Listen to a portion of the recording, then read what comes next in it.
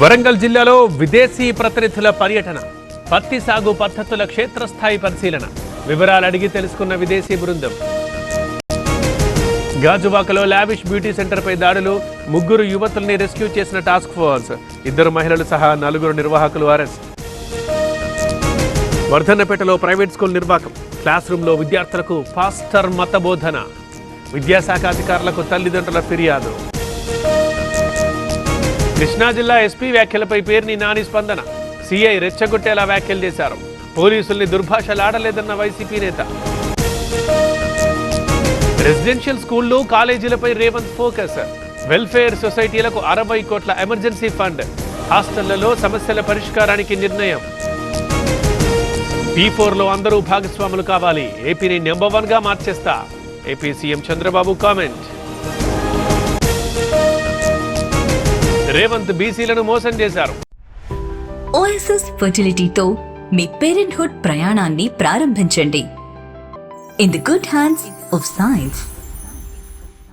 GO number 9 కోర్టుల్లో నిలబడదని సీఎంకి తెలుసు. అఖిలపక్షాన్ని ఢిల్లీకి తీసుకెళ్లాలన్న బీఆర్ఎస్.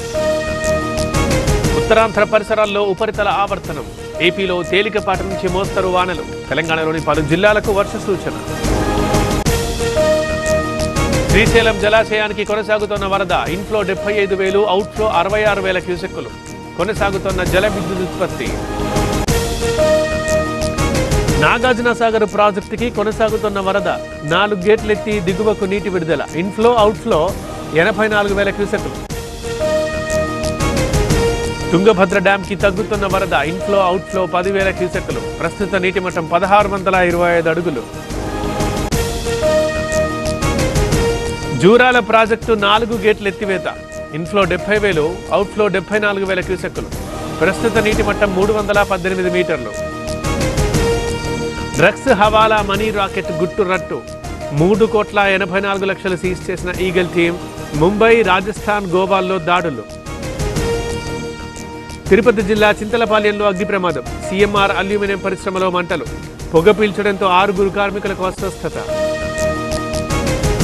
భారత్, ఆఫ్ఘన్ దేశాల మధ్య కీలక చర్చలు, జైశంకర్తో తాలిబాన్ విదేశాంగ మంత్రి సమావేశం, కాబూల్లో పూర్తి స్థాయి దౌత్య కార్యాలయం.